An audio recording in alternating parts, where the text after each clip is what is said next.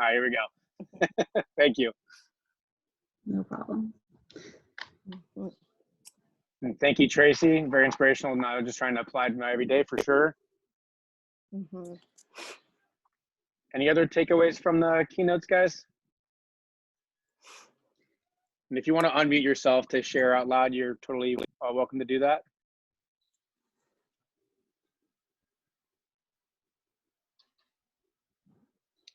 I'm a talker, so you can tell. I do want to share one thing that I thought it was very, very inspirational, and I loved the message. However, I struggle with the application of the message because, you know, we have rules that are above us, right? So in Michigan, and like most states, we have to abide by all the legislation that has been put before us. So as much as I loved all of the ideas and all of the, you know, the preaching of, you know, why do we have tests and tests don't matter, which I completely agree with, I also have to live within the world that is my reality. And so for me, I'm looking for more support of, we don't want to go back to the way things were. And we know there's this great opportunity and potential put before us. So how do we make this opportunity to transform education work, but also live within the guidelines that are above us? And so that's sort of where I am in this whole process. Okay, thank you. Yeah, I agree with that. The point. Go ahead. The point that I'm thinking about is, and I put it in the chat, that I teach in Connecticut. Actually, I teach at Norlear's alma mater, Weaver High School in Hartford, Connecticut.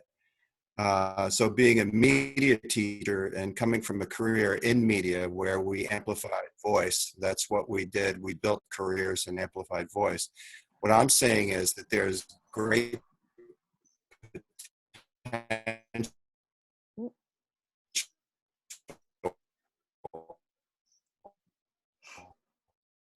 I think you cut out there a little bit, Paul. Agency when they are not encumbered by other students' behavior and other norms that they feel that they have. That they have to form and lessen them. In a derogatory sense today. Just again that I think of what I'm saying is there are students that are really flourishing online that are really responding to the lessons that we're giving and really engaging in a way that never happened in a class of 33 students. Never. So for some students, it is a better environment. And I'm interested to hear what you guys have to say about charging that even more so that more students can benefit from the newfound freedom they have to define what they're learning and how they're going to better themselves. One thing I can tell you anecdotally is that when the class bell rings, ostensibly, there are a few students there, but actually students have done the assignment the night before. As soon as it's open, I have students doing the work for a 10 o'clock class at midnight. And then I have other students that pile it on and do it at the end of the week. So they're already living in an asynchronous, individually driven world. Whether or not we catch up to them is a question, and whether or not that carousel can slow down long enough for them to say like, oh yeah, I'm going to be in front of this screen. We use Google Classroom and Google Meets, but they're going to be here at 9 o'clock in the morning for face-to-face is just a question right now. That even for office hours, one student said like, do I have to? It's like I think a lot of them they've acclimated, and give them more agency to make a difference in what they're doing and how they can change their lives in this process, because it is changing all of us, absolutely changing all of us. in a very fundamental way. I agree with the statement that we shouldn't give up this opportunity to take the best of what we have here and have it for it. Thank you. Thank you.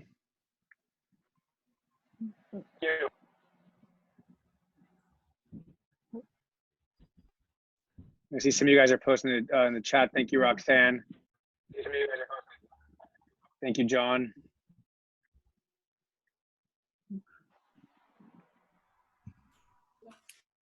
Yes, I do share this urge not to waste the experience we do face every minute and every day, and do not overtake the opportunity by getting back to normal whenever it will be possible. Just really use the reflection over our experiences to implement, even if it will be a one change, do implement one change, but do not get back to the business as usual. Yeah, totally agree.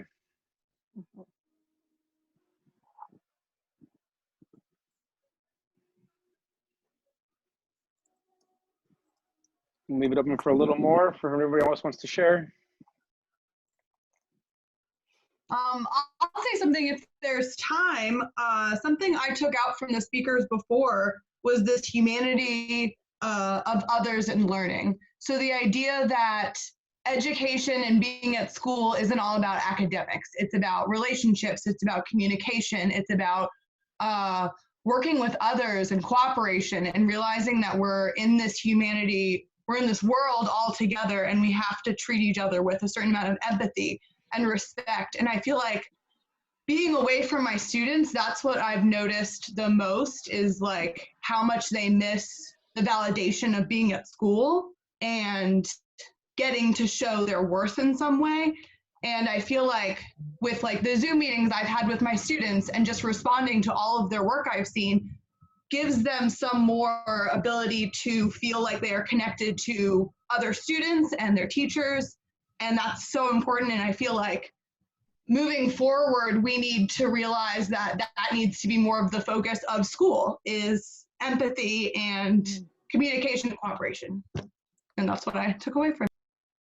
That was the perfect lead-in or segue into our presentation, so thank you. Perfect. All right, so we're gonna go ahead and get started since it's about 1:15. All right. All right, so as you kind of said from the beginning, this is distance learning amped up. We're gonna kind of get into what we mean by it being amped up.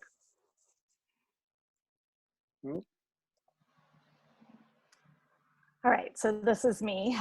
So we just want to give some context around who we are, and where we've been and where we're going, so you know how we've handled things. So El Segundo, for those who don't know it, we're in Los Angeles. We're right on the beach, right next to LAX airport. We're a small, fondly called Mayberry by the Sea, because we're a very, very small community. I think there are only 16,000 residents who live there, but Monday through Friday from about 8 a.m. to 5 p.m. there are over 80,000 residents from all the businesses. We have Boeing, Raytheon, the LAX airport, and a lot of Fortune 500 companies. And we're also an IB school, so that's the International Baccalaureate. If there's anyone else who's part of an IB school, you can add that for us in the chat. We have been in IB school since about 2014, and I think, was it Amanda, someone who was just speaking, I lost track of the name, but you were saying how it's more than just the grades. It's more than just being good test takers and direction followers and little robots. We want them ultimately to step out of our school by the end of the year, by the end of their education here in El Segundo, being compassionate learners, being reflective, being inquirers, learning how to work well with others when you don't see eye to eye. And those are all the learner profile attributes. That's sort of the foundation of the IB program. Another part of IB program is that we focus our units around concepts rather than focusing it on content. So we take a concept like identity or perspective or change, some of those big concepts, you might call them themes, and then we put those in, or have the kids look at those through the lens of content, and typically interdisciplinary content as well. We've also been an iPad one-to-one school for, I think, Sean, the last 5-6 years now. Yes. So going into distance learning, the students, the parents, the teachers, the district, we were pretty well prepared for using the technology already. And then ultimately, I think what's really unique about our school too is that we place emphasis on all content areas. So math and English are no more important than arts and PE and design and all the other subjects, another second language, so that they're exposed to all the different disciplines, especially at this age in middle school, where they don't know what they know and they don't know what they like. And so this is a chance for them to explore everything. And that's us. Thank you, Kim. Mm-hmm. All right, so before we jump right into what AMPed is, we're going to ask you guys to jump in and participate with us again. So we'd like to just take a minute and have all of us sort of reflect on a time or experience. Could have been when you were in school, when you were outside of school, anytime you felt like you were engaged, empowered, and or excited, and you felt like you were in control of your own learning of new knowledge. So just think of a time, and we do want to take a few examples. So feel free to write about that time or that experience you had when you felt like you had ownership of your own learning in the chat, or if you want to unmute yourselves and go ahead and share, that'd be awesome.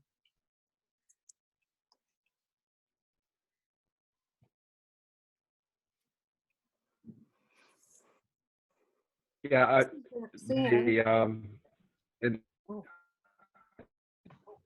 Go right ahead. okay. Mine was South by Southwest EDU, and it was just absolutely amazing because people from all around the world were coming at it from so many different directions, but the paths they were taking different, but the goals were all the same, of making a difference in children's lives. And it was energizing beyond belief.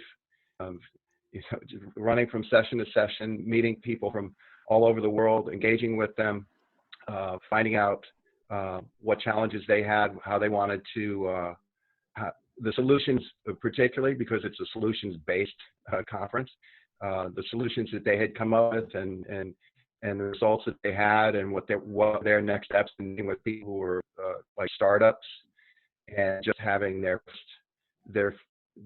first presentation in conferences that big, or maybe not even yet, and they were just still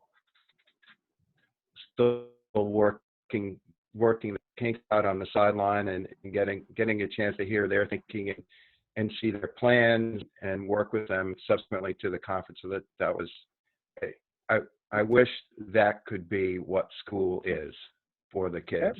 The feeling I had as an adult learner going into that environment, that's what school should be every day. Definitely. You touched on how everybody kind of had the same goal, but different paths. Very important. Very, very good. Anybody else? Maybe get one more. I know some of them are posted in the chat as well.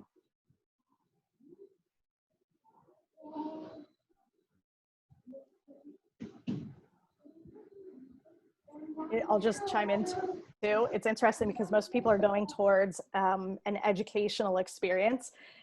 And when we were putting this together, what came to my mind was when I learned to ski. Because when I learned to ski, snow ski, I was given the freedom to try at my own pace. I was given the tools by an instructor, and of course the physical tools. And then I wasn't penalized for failing. I wasn't penalized for falling down. I just kept practicing and practicing, and there wasn't necessarily a finish line. It's just that excitement of getting better and better at something. So it's not only an educational experience, but just a life experience too. Awesome. So what we're going to be doing is explaining how we've actually made our students feel the same way. You guys are probably all wondering, what is AMP? What does that stand for? How did it all begin? So here we go. Sean.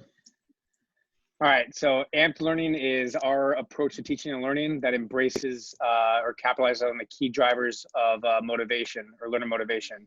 That's opportunity for autonomy, mastery, and purpose. Our whole goal is to shift the traditional model of teacher-centered lessons to more student-centered focused lessons through the creation of or building authentic learning tasks for students. So app taps into the learner motivation to develop these skills through meaningful content. Student-centered environments also increase that access for all students and benefit from greater personalization and a strengths-based approach, which we'll definitely get into on the upcoming slides. So who is AMPed? What is AMPed? Who makes up the AMP cohort? Currently, we have 4 5th grade teachers at one of our elementary schools. We have 6 middle school teachers, and then we have 2 at the high school. So there are a total of 12 of us in our AMP cohort. All of us which have opted in to going through intensive ongoing professional development that really focuses on what student-centered looks like. So we've kind of branded it with our own way of saying amped, for going back to the autonomy, mastery, and purpose piece. We've partnered, and we've been very, very fortunate to partner with Altitude Learning to utilize their platform as a tool to implement student-centered learning and supporting innovative pedagogy. So as you're going to see in the upcoming slides, through this platform, students can set goals, receive consistent feedback to encourage mastery. And the overall goal with this is that we plan to expand in the upcoming years, securing more teachers to participate in our professional learning cohort. And then, so here are some of the amped features. You can see targeted instruction, flexible pacing. I know Jake focused on multiple tasks already, mastery learning, and student ownership. We recognize that these are the areas that really engage our students, and their environment, like some of you guys have already pointed out, is vastly different than any prior generation, including ours, obviously. So through this student-centered approach, we focus on these 4 key areas to engage our students, all that center around a rich, relevant, and authentic task. We recognize that we are not experts by any means in any of these areas, and we all continue to grow in implementing it. So you'll kind of see as we go into it what it looks like in our classrooms of how we reinforce or facilitate these goals. Great. So I'm just going to share what we've noticed has been a big change in our district, but I'll specifically speak to the El Segundo Middle School, which the 4 of us work at. For me, this is my 16th year in education, 14 in the classroom at El Segundo Middle School. And to say things have changed is an understatement. When I first started, there were classrooms with the door shut and the desks all facing towards the teacher, and the teacher was talking and the kids were quiet and maybe even taking notes or filling out some right or wrong questions.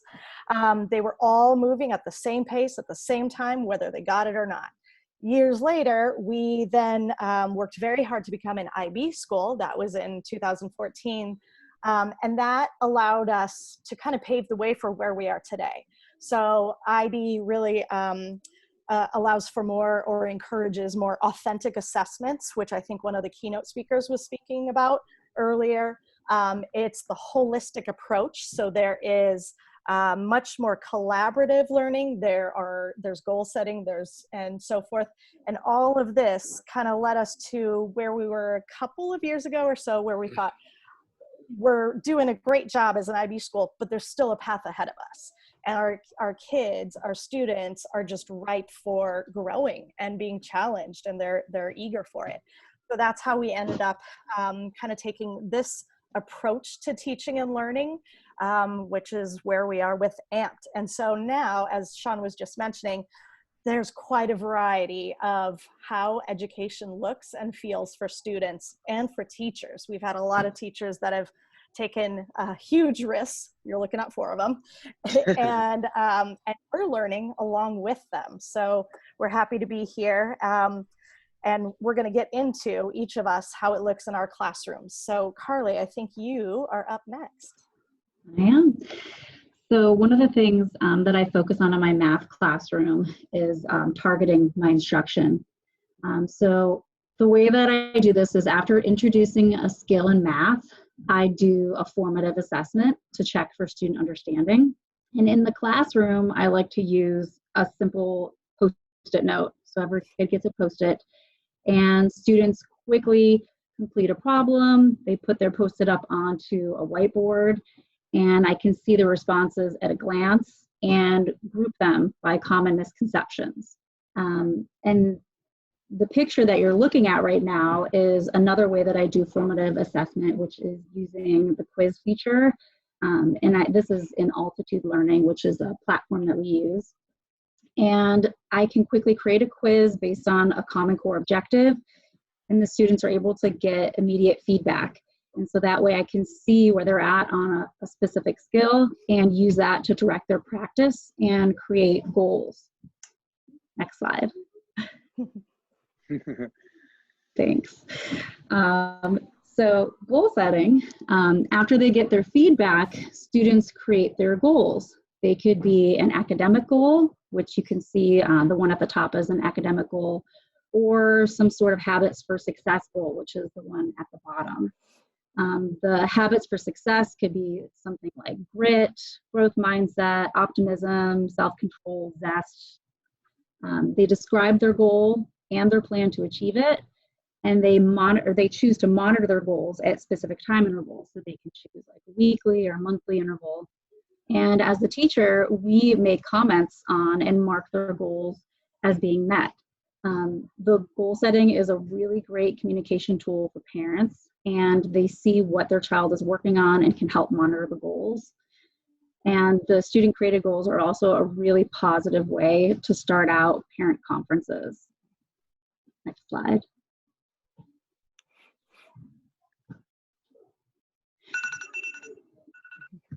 Sorry about that. Okay. After the students get their formative feedback and they've set their goals, they can start to focus their practice and prioritize tasks based on what type of practice that's best for them.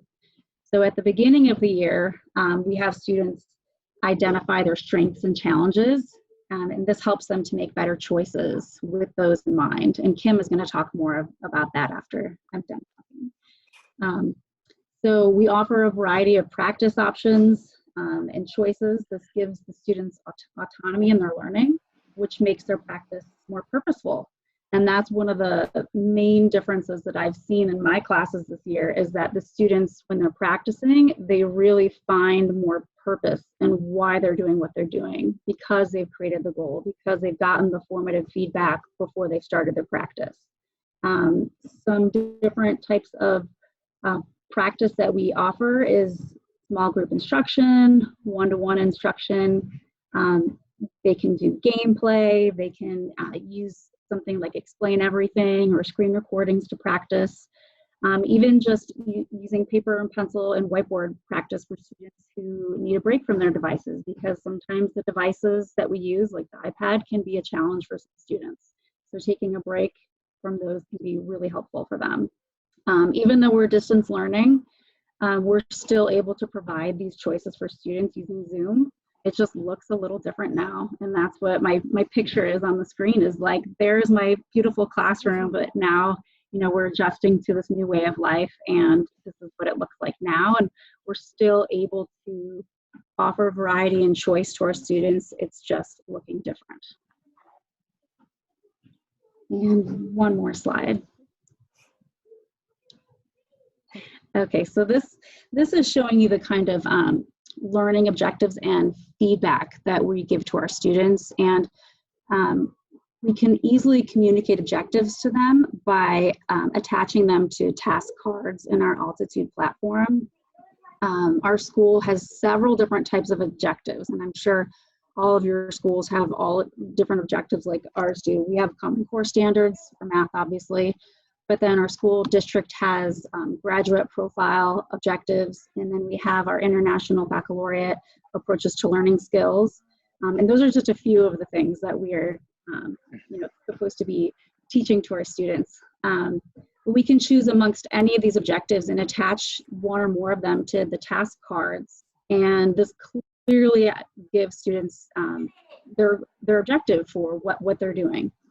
And then we can give quick formative or summative feedback through a rubric score. And that's what you see across the top is our rubric scoring, as well as narrative comments. So you can see on the left, bottom left there, teacher comments. We can actually comment on students' work and they can respond to us as well.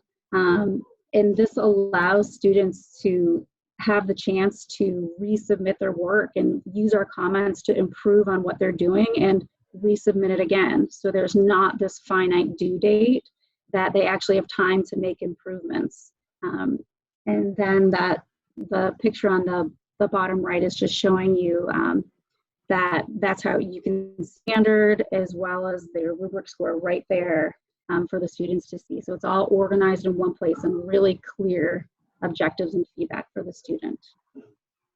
Thanks. Thank you, Carly. All right, good job, Carly. Okay, so again, so now we're switching from math to English language arts. This is sort of a diagram of how I started one of my units, Jake and I both, and it focuses on knowing yourself, so metacognition first before they're able to get into groups and work collaboratively.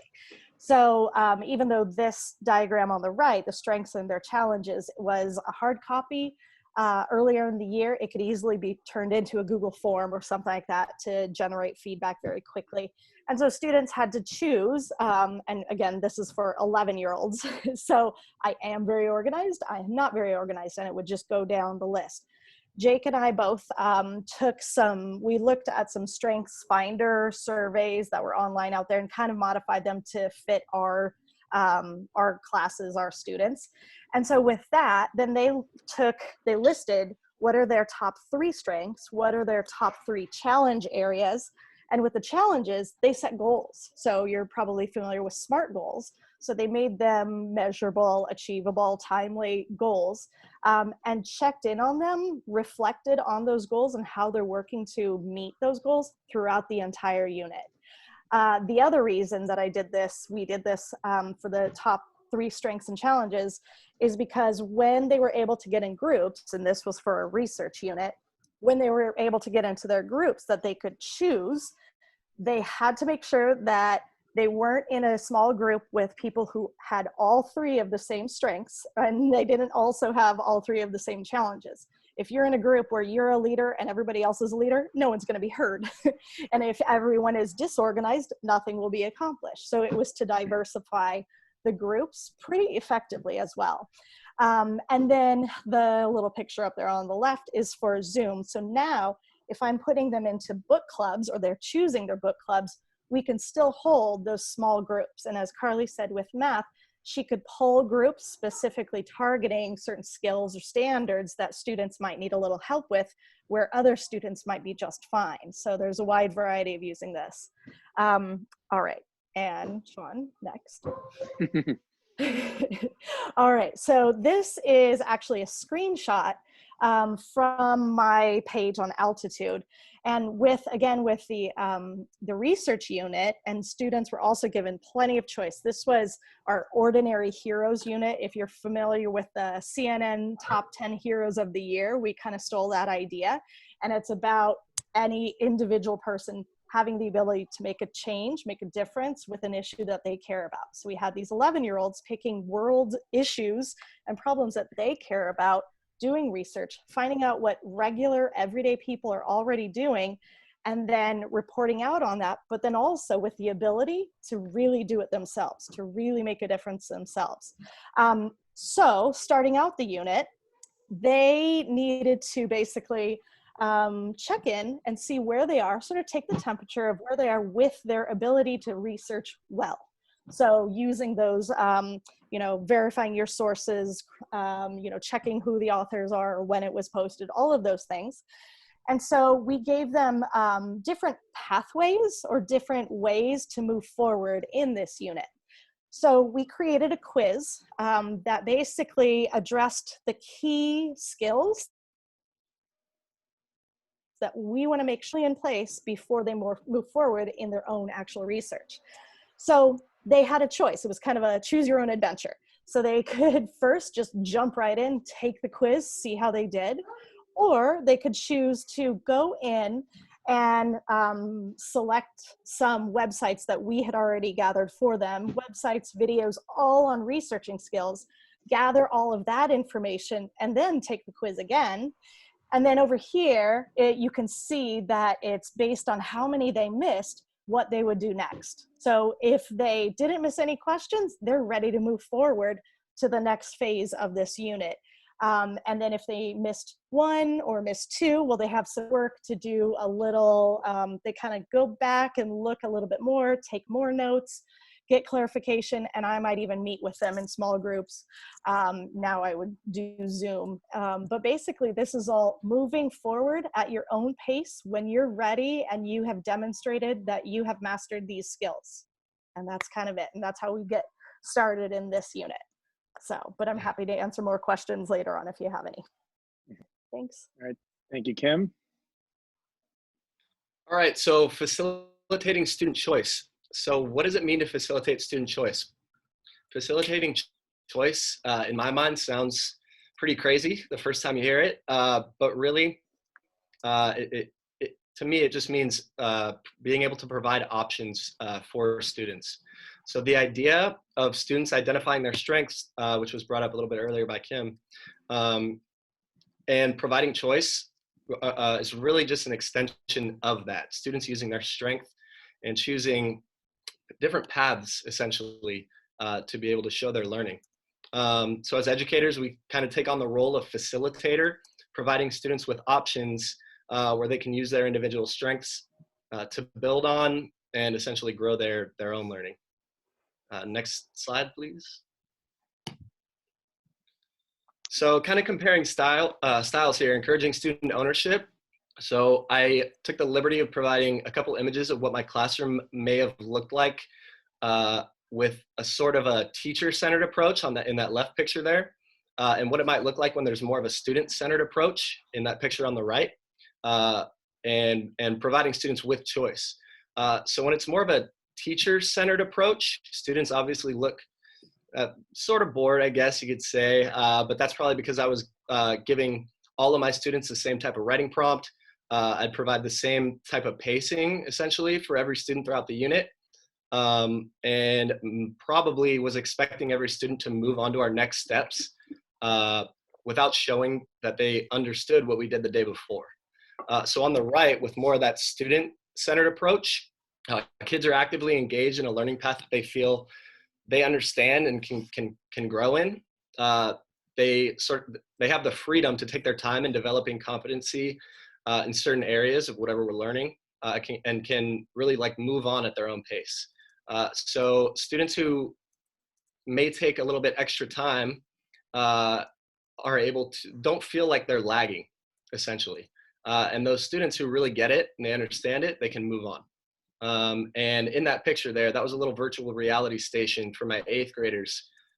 So they got to choose, this was during our To Kill a Mockingbird unit, so they kind of chose a social issue that they wanted to research. And basically I found a bunch of videos, virtual reality videos on YouTube that had to do with a lot of their topics so that they could kind of involve themselves in, put themselves in that experience. So next slide right there, please. All right, so creating multiple paths for learning and student ownership. So this is an example of my 8th grade, my recent 8th grade poetry unit. So I'm able to facilitate my students' learning by providing them 3 different paths to take based on their own interests. So as you can see in that picture right there, I provided 3 paths: traditional poetry, modern poetry, and this was kind of a fun one, music is poetry. So essentially students are going to be showing their competency of the language standards just the same, but they're showing their competency through a path that they're interested in. So for example, if those students who are interested in music and singing, and maybe that those are personal strengths of theirs, they're going to be analyzing songs that they like. They're going to be identifying figurative language in songs that they choose, and ultimately creating their own songs. So giving students ownership over their learning through sort of that authentic work that they produce. And that's it for me. All right, thank you, Jake. Thank you, Kim, and thank you, Carly. So we've been fortunate to share this story of our AMP group through Altitude Learning's Catalyst newsletter. So if you have not seen that, definitely recommend checking it out. I know that Jake is going to go ahead or Jake or Carly are going to drop in the link to that story. Did this a few months ago, but we feel that as a result of this transition to student-centered learning and our partnership with Altitude Learning, that this shift into what folks call the new normal with distance learning, everything has been pretty seamless, not only for teachers, but for our students, and they definitely seem like they're thriving. All right, so our student input is obviously critical to how we implement a personalized learning experience for the students. So this is a quote from one of our 8th grade students, and she says, "We get to play a bigger part in our learning and focus on different things that interest us. As a student, I enjoy this type of learning environment." And what she says really is what we're striving for through AMPed. Thank you, Jake. And then as we close with this session presentation, we wanted to ask you guys, if you thinking about this and kind of what you heard from the session, are there some ways that you can implement them in what we discussed? Feel free to post them in the chat, or if you want to share out loud. I know some of you kind of were already posting in the chat different ideas that kind of came up. But yeah, feel free to drop in anything on the chat. I would love to share something that really correlates so well with this. We had actually in my classroom 2 days before the surprise end of our school year, we're presenting a project on ancient civilizations. I'm a 3rd grade teacher. So this was a group project where they got to make a museum exhibit of whatever ancient civilization they wanted to choose in their group. And they worked together to make these like different types of writing and different art projects and different things from the civilization, food, inventions. And they were so excited to work together to show their families, to put out this exhibit. And it was like so much their choice. And I was just able to sit back and watch and like allow them like facilitate their learning and make sure they had all the supplies that they needed without me just sitting there telling them. And it just made me realize like how much time I spent this year teaching to the tests that I was having to give them. And I'm like, what a waste of time. We didn't even take the standardized test this year. So it really is just highlighting like, what are the important teaching moments and how we need to shift after this school year. All right, thank you, Amanda. I just, Sean, I just saw a question. I think someone was asking about Tracy, often differentiating by ability. How much more planning goes into this, or have you streamlined this process? We are learning. There is a very steep learning curve. We just began using the Altitude platform this past summer. And so we are taking units we had before, kind of reconfiguring them so that it sort of matches our new teaching and learning strategies and pedagogy, and just Altitude kind of lends itself so nicely to that. So we are learning as we are teaching, but it'll eventually kind of work itself out. It'll be streamlined eventually. We used Altitude as well for one of my programs, so I may try to connect with you guys and try to share some ideas. Please do. Yes, please do. Yeah, and if I can add on to what Kim was saying too, I know she talked about how we're an international baccalaureate school. So tying everything into our summative assessments was a nice transition to the student-centered approach and using altitude learning. So we are definitely not experts and we're learning throughout this process, but we feel like we've made a lot of strides and we're very happy with where we are. We got some of the questions in the chat. Quick formative assessments in the math at the beginning. Hard to come up with other ideas. Okay, Carly, do you want to approach that at all, Carly? About the formative assessments in math? Yeah. Yeah. So I think the biggest shift for me this year was doing the formative assessments more often and doing it before they actually start doing practice, because I was always giving them an assessment after they've done some sort of practice. And I still do those, but the formative assessment before is a little bit more, it helps them really just focus their learning and gives them that purpose. So I've used, Google Forms to do a quick formative assessment. I've also used the quizzes in Altitude. And the Post-it note is really one of my favorites in the classroom because it's not scary to the students. It's just a very, harmless little Post-it note, and they know that they're not going to have to write a lot. It's not, something that they're like, oh, another quiz. So they know it doesn't like count, it's just a quick little check-in. So those are my favorite. Through distance learning, it's been more of just doing the online quizzes or using the Google form, and then inviting them to like one-to-one conferences or like a group chat or a group Zoom to help them if they're, still needing more assistance. Thank you, Carly. So there's a question in there that says, well, it looks like Paul asked, what kind of projects are students doing on their own? I kind of just want to say that this isn't like a total change in the way you teach. You're just really giving students the opportunity to I don't want to say grow on their own, but use what they know and what they're good at to facilitate their growth, essentially. If that makes sense. And Jake, just to tap on that, reflection, like for teachers, we feel that we have so much to get through and there's so much to cover and this and that and the other, but we're finding that when we allow the kids to create their own goals, and then stopping every once in a while, maybe once a week, and just reflecting, how are you doing? What's holding you back from achieving these goals academically or personally? It really helps them to understand what they need help with and what they're doing well and how to make good choices, essentially. For sure. Going back up to your question, Honey, Kim, about what does Altitude Learning offer exactly? We feel like it's basically a tool to implement what we're trying to do regarding personalized learning or student-centered learning.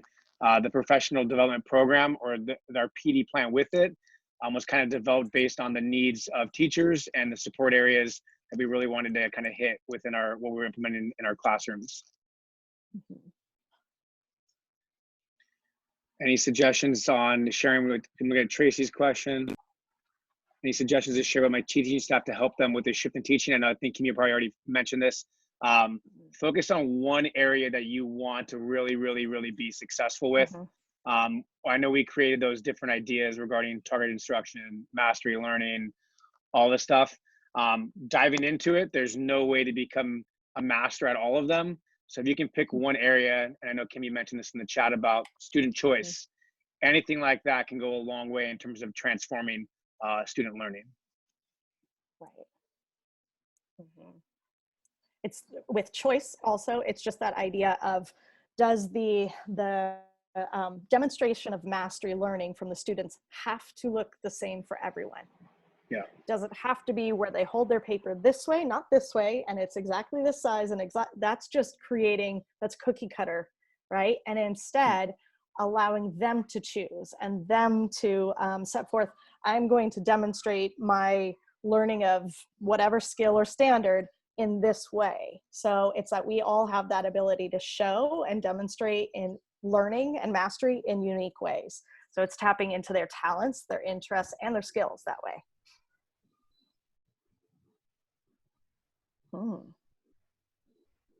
Katina, that sounds great. Katina, do you want to say hi to everyone? We miss you. I'm over here just like enjoying everything that you all are sharing. Hi. It's so good. Guys, faces.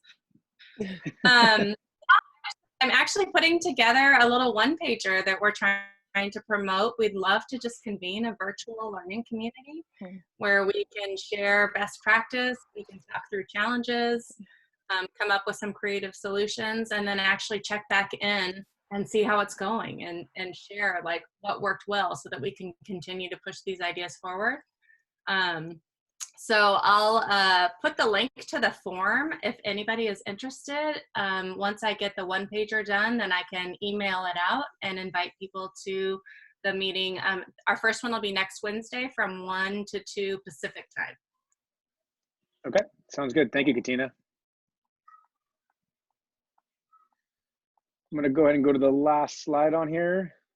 So here is obviously our contact info. Please feel free to reach out.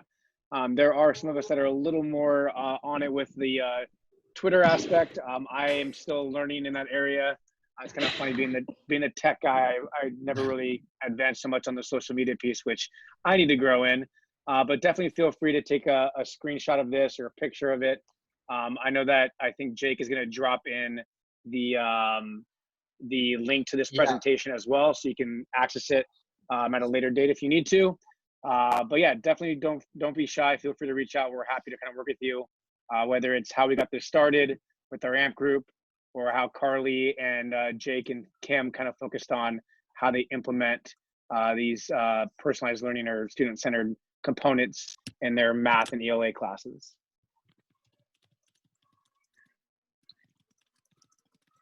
All right, and I am adding the link to this presentation in the chat right now. All right, thanks, Jake.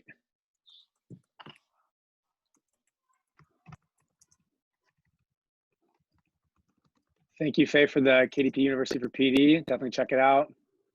How do you guys handle distance learning recently? I feel like as a result of all the work that we put in at the beginning of the year, we've been set up for success with distance learning. The kids are able to access all the content and kind of hit at some of the key components through the platform, and they're not experiencing some of the technical difficulties that students that are not using the platform are experiencing.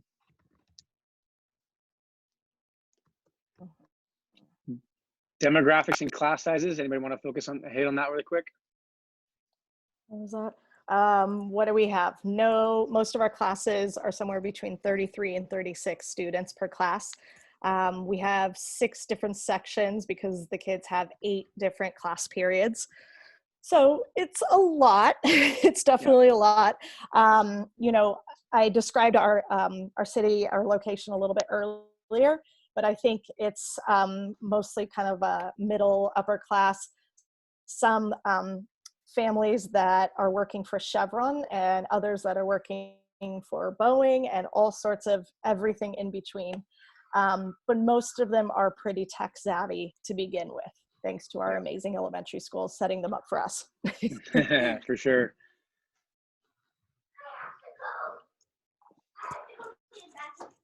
All right, well, if no more further questions, I actually get to go present in front of our school board right now. So I have to hop out. I see really quick, Monica posted something. Nice. Definitely. Thank you. Well, thank you, everyone. I'm going to go ahead. We're going to go ahead and close this meeting, but definitely feel free to reach out and stay safe and stay healthy. We'll see you soon. Hey, team, digital high five. You too. Thank you, guys. Thanks so much. Bye, guys. Bye. Thank you. Goodbye. Bye. Bye. Thanks. Thank you. Sam. Bye. Bye-bye.